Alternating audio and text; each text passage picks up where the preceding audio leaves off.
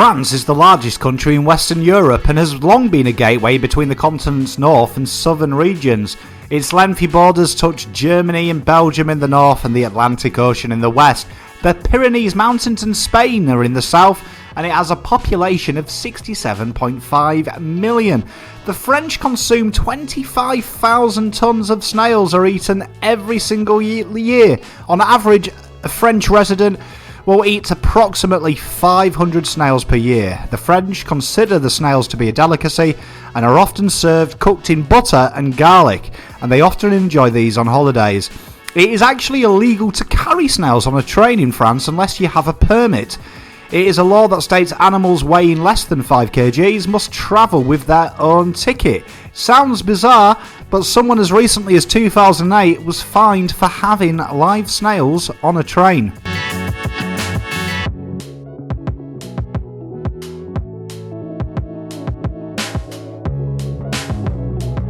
Didier Deschamps, a football icon himself, took charge of the French national team in 2012. But as a player, the defensive midfielder had a glittering career, starting off at Nantes before becoming the youngest winning captain of the Champions League for Marseille. He moved to Juventus and later Chelsea and finished his career in Spain for Valencia. In a career spanning 427 games, scoring 17 goals, Deschamps won just about everything you can win, winning the Champions League twice, multiple league titles and cups, but perhaps his proudest moment was winning the 98 World Cup and the 2000 Euros with the French national team. He represented them 103 times and scored 4 goals. As a manager, he led Monaco to the Champions League final and got Juventus promoted back to the Serie A. He won the league title with Marseille, and since being at France, his winning run hasn't stopped there, taking home the 2018 World Cup and the Nations League title in 2020. Can he go back to back with an incredibly talented squad?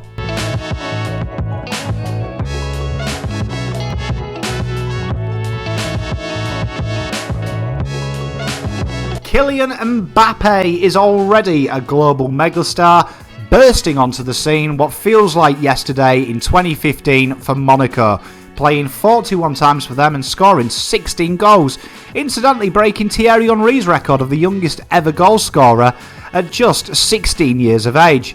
It wasn't long before the big clubs came knocking and the lure for playing for his local Parisian side was too much. He joined PSG initially on loan, making the move permanent in 2017.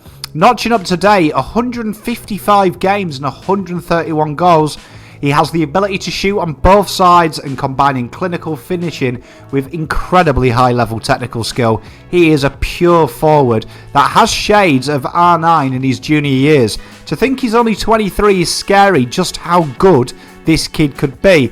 And for France, he's played 59 times, scoring 28, and you can just see this getting bigger. As a player of a young age already, he has 5 league titles across both clubs. A Champions League runners-up medal are just part of the story, along with a World Cup winner and World Cup's best young player. He's only going to add to these titles in the next decade.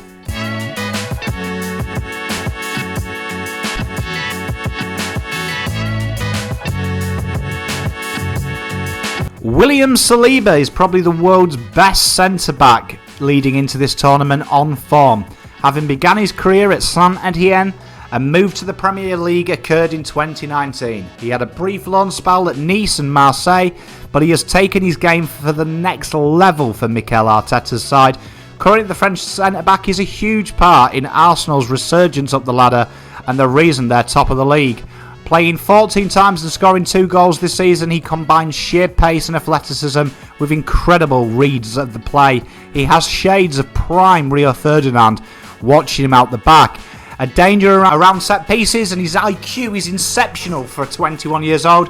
This France side has some quality youngsters, and you can feel another dynasty just about to begin. Playing 7 times for Libbojrjr, he will surely add to these at the World Cup, and I imagine will continue his glittering EPL form.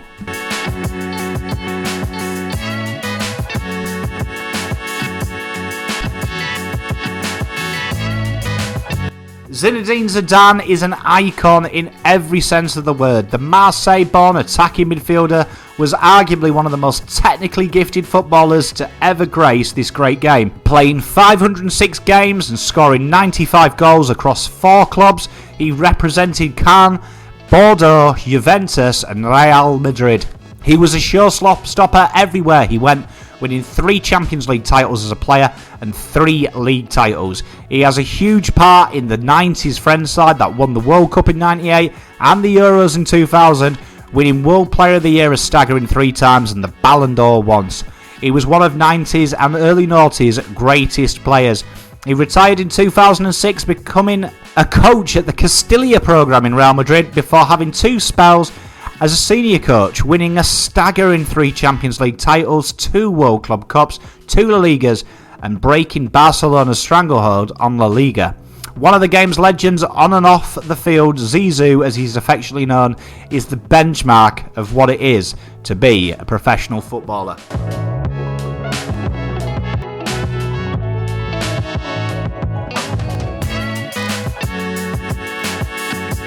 France will enter their 16th World Cup series and have won it twice, once in 98 and at the current defending champions.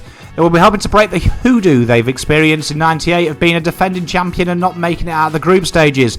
The World Cup makes heroes, and for the last 2 decades a lot of French players have become synonymous with the World Cup. Who's going to be this year's star, and can they go back to back?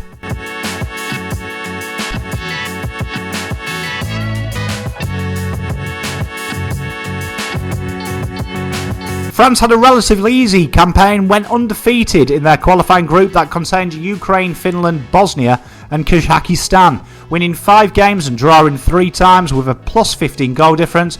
They were very hard to break down, but against sides that crammed behind the ball, they did seem to show a little bit of warning signs.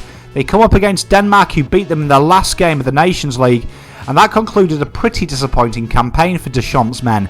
But that being said, this is a side that has the reigning World Player of the Year in Benzema, Mbappe, Griezmann, Varane, the list goes on. You think they'll be up for it when the whistle blows, and they'll be very tough to stop.